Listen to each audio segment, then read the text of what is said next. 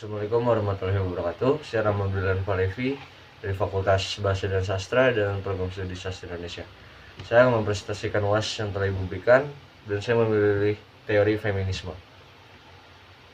Sejarah teori feminisme. Pada tahun 1884, Friedrich Engels, seorang cendekiawan asal Jerman, sahabat dari Karl Marx, menerbitkan karyanya yang berjudul The Origin of the Family, Private Property and the State. Melalui buku tersebut, Engels mengutarakan pandangannya terkait dengan ketidakadilan perlakuan terhadap kaum laki-laki dan perempuan.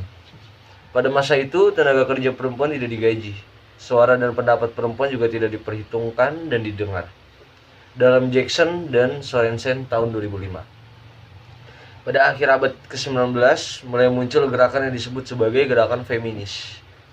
Gerakan ini disebut sebagai respon terhadap fakta-fakta yang menyebutkan bahwa perempuan berkedudukan lebih rendah di bawah laki-laki, dan sebagai bentuk protes terhadap eksploitasi berlebihan terhadap perempuan oleh kaum laki-laki. Adam Jones dalam karyanya yang berjudul Does Gender Makes the World Go Round memaparkan 3 hal penting tentang perempuan. Pertama, bahwa perempuan memainkan banyak peranan khusus sebagai aktor politik.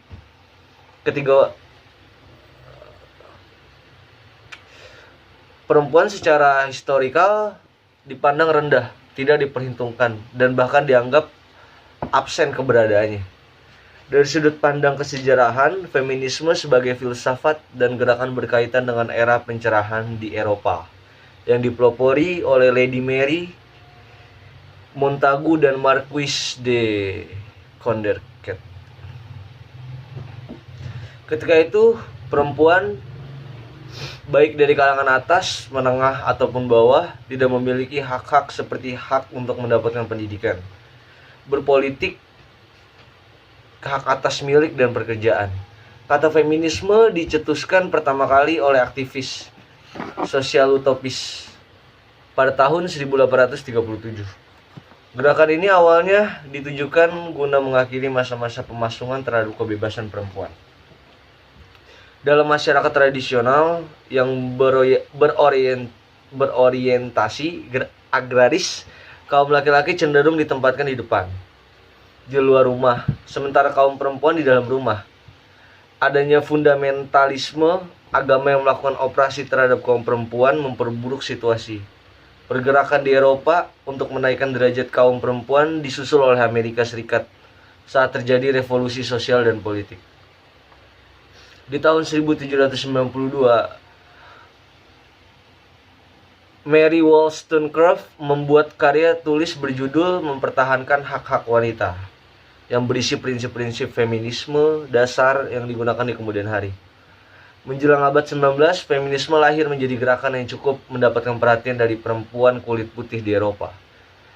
Pada tahun 1960, munculnya negara-negara menjadi awal bagi perempuan mendapatkan hak pilih dan selanjutnya ikut ranah politik kenegaraan dengan diikut sertakannya perempuan dalam hak suara parlemen. Dalam The Law of the Medusa, mengkritik logosentrisme yang banyak didominasi oleh nilai-nilai maskulin. Gelombang feminisme di Amerika Serikat mulai lebih keras bergaung pada era perubahan dengan terbitnya buku The Feministic yang ditulis oleh Betty Friedan di tahun 1963. Buku ini ternyata berdampak luas, lebih-lebih setelah Betty Friedan membentuk organisasi wanita bernama National Organization for Women di tahun 1966. Gemanya kemudian merambat ke segala bidang kehidupan. Dalam bidang perundangan, tulisan Betty berhasil mendorong dikeluarkannya Equal Pay Right, sehingga kaum perempuan bisa menikmati kondisi kerja yang lebih baik dan memperoleh gaji sama dengan laki-laki untuk pekerjaan yang sama, dan Equal Right di mana kaum perempuan mempunyai hak pilih secara penuh dalam segala bidang.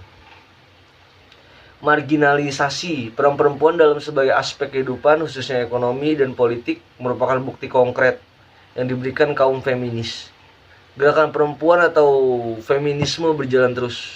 Sekarang sudah ada perbaikan kemajuan yang dicapai gerakan ini terlihat banyak mengalami halangan.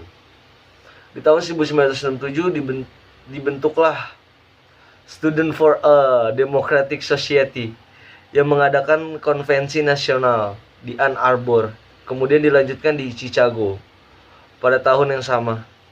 Dari sinilah mulai muncul kelompok feminisme radikal dengan membentuk Women's Liberation Workshop yang lebih dikenal dengan singkatan Women's Lib. Memasuki era 1990-an, kritik feminisme masuk dalam intuisi sains yang merupakan salah satu struktur penting dalam masyarakat modern. Peran perempuan dalam intuisi sains dianggap sebagai dampak dari karakteristik patriarki yang menempel erat dalam intuisi sains.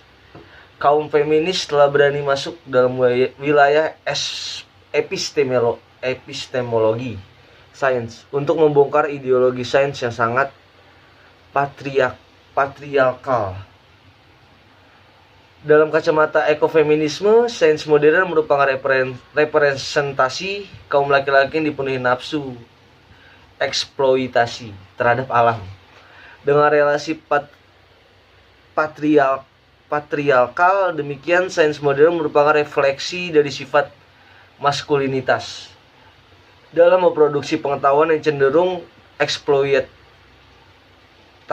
dan destruktif. Feminisme sebagai filsafat dan gerakan berkaitan dengan era pencerahan di Eropa yang dipelopori oleh Lady Mary Worte Montaigu dan Marcus de Condorcet. Kata feminisme dicetuskan pertama kali oleh aktivis sosial utopis Charles Fourier pada tahun 1837. Perjuangan mereka menandai kelahiran feminisme gelombang pertama. Kebelasan ini adalah jalan menuju feminisme yang luwes di era 1990-an. Teori feminisme memandang politik melalui 3 cara. Pertama, secara konseptual, teori feminisme memberi arti kepada global politics. Hal ini dimaksudkan bahwa feminisme memberikan warna baru bagi dunia politik global. Semenjak gerakan feminisme dilakukan, misalnya mulai muncul banyak pemimpin perempuan. Perempuan mulai diperhitungkan perannya dan tak lagi dipandang sebelah mata. Hal ini merupakan salah satu contoh tentang bagaimana teori feminisme berpengaruh pada dunia politik internasional. Kedua teori feminisme memandang politik secara empiris, yaitu bahwa pendekatan feminis dipandang perlu melihat realitas.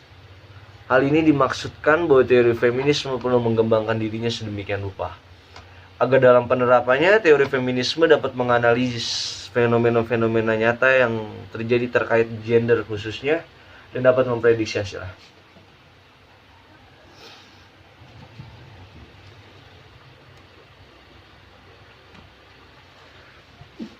Pengaruh teori feminisme terhadap sastra.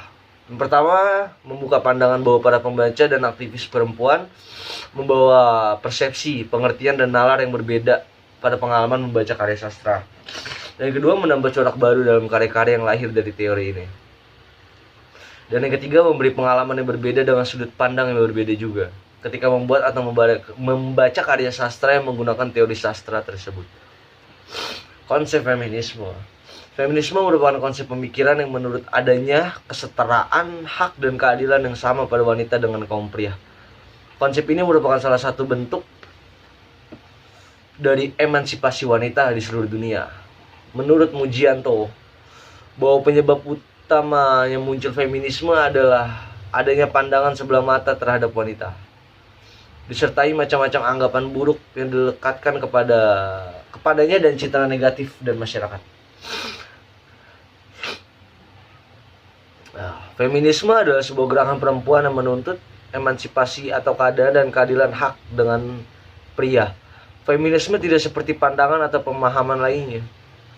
Feminisme tidak berasal dari sebuah teori atau konsep yang didasarkan atas formula teori tunggal. Itu sebabnya tidak ada abstraksi pengertian secara spesifik atas pengaplikasian feminisme bagi seluruh perempuan di sepanjang masa. Sekiranya itu presentasi dari saya, kurang lebih mohon maaf. Assalamualaikum warahmatullahi wabarakatuh.